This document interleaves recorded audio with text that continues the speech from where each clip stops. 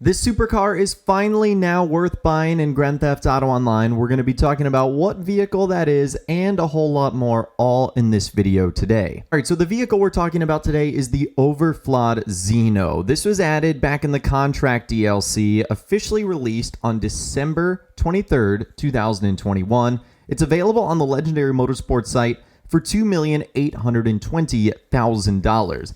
And it's one of the coolest supercars in the game, based primarily on the SSC Tuatara, but also taking design elements from the McLaren Speedtail, as well as the Bugatti Divo and the Hennessy Venom F5, as well as the Apollo Aero and the Pagani Huayra. So you can already tell that this vehicle features references from some of the coolest supercars in real life, but there was one glaring problem with the overflawed Xeno, and that is the vehicle couldn't go over even the smallest of bumps. So basically what happened was the Xeno's hitbox became glitched when installing one of the custom mirrors, which essentially prevented the car from climbing most curves and making it excessively sensitive to bumps in the road. Now, in addition to that, reverting back to one of the first two mirror options after installing the first one would not fix the glitch. So needless to say, if you put this mirror upgrade on, essentially your vehicle was going to be completely worthless, which is obviously not a great thing when you're spending upwards of $3 million on the car. So it was like, okay, this vehicle basically just became worthless. And we were all wondering when Rockstar was going to fix this, and it definitely looked like it was going to require a brand new DLC, not something that can just necessarily be done via background updates or tunables. Well, it looks like just the other day, information was found that suggests Rockstar has fixed it. This is coming from Wildbrick142, data miner, and also knows the Rockstar community very well. They said, good news, Rockstar fixed the Xeno's mirrors. It's now safe to put on custom mirrors without worrying about clipping into everything. Now, there was more follow-up to that, though, that unfortunately, the XA21 has the same issue and is still not fixed. But at least Rockstar has worked on one vehicle. So I didn't know that about the XA21, that it had the exact same issue, but apparently it has not been fixed, but Rockstar has fixed the Xeno. Now, why they haven't been able to just fix both of them at the same time, I don't know. So hopefully if you guys did buy the overflawed Xeno and had it for the last 6 months or so, you didn't get rid of it, and now you're just going to be able to drive it normally, and it's not going to have any issues. So I'm really excited for those of you guys that really enjoyed this supercar, or if you had saved your money and said, I'm not buying this thing until it gets a proper fix, well, now you can have the vehicle, and it will not do the ridiculousness of getting caught on every single curb and bump in the road. So really good news for the overflawed Xeno. Now, a couple of other fun facts I want to go over in this video today. This is coming from insider TezFunStew. He said a free roam random event was cut from the latest update, the Criminal Enterprises, called Army Convoy, most likely associated with the bunker, an additional way of receiving materials/research. But given the bugs that occurred with the Packy McCreary random event, then no wonder Rockstar had this event cut from the update. So I do like Rockstar's creativity with the last DLC and all the stuff they're giving us in free roam and with the businesses. And it looked like this one was going to be, you like find someone on the side of the road, an army convoy that randomly spawns. But given the issues with things that randomly spawn in GTA Online, again, it is not a surprise that Rockstar said, okay, that's not going to work. It would have been cool to have seen what that would have looked like to actually be in the game, but I can understand that it probably would have frustrated players more than actually helped them. Now, moving on, another interesting fun fact, according to TezFunStew, that Social Club email in-game is a scripted message. So I'm sure you guys have seen this pop up if you've been in-game recently, where it says, you know, for a limited time, bikers, executives, gun runners, and nightclub owners can get X amount of payout bonuses and special first-time bonuses, and that boosted payouts are currently active on select content in GTA Online. Check out the email to find out what content has this increased payout.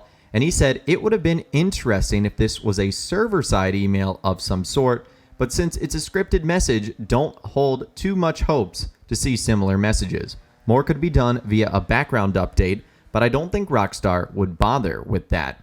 And I did think this was cool. It was something that I noticed really over the last couple of weeks since the Criminal Enterprises DLC. At this point in time, I'm kind of so numb to all these messages that pop up just because I've been playing GTA Online for so long and I've seen so many of these messages pop up. But it is cool that Rockstar can do stuff like that, and I wish they would definitely do more, that's for sure. Now, we had a couple more people even ask about this, with someone saying, do you think the first time sell bonuses will last forever up until you sell? And TezFuns2 said there are tunable variables for them listed within the current server-side tunables. Rockstar can always remove them if they want to. So Rockstar can get rid of them at every time, so these first-time sell bonuses might not last forever, even though they say you have them up until your first sell. They might not necessarily have the promotion going on forever. So it might be something you want to take advantage of sooner rather than later, that's for sure. And speaking of those first-time bonuses, you might want to save them for a bonus event week. Because someone said, so if you can check the game code, can you check if the first-time bonuses and the tunables get calculated separately? I mean, they're most something like that checks for the first-time bonus and the tunables. The question is one check after another or both checks together? If it's the first is the case, that would mean it's possible that a 2 times week would make the first time bonus a 4 times.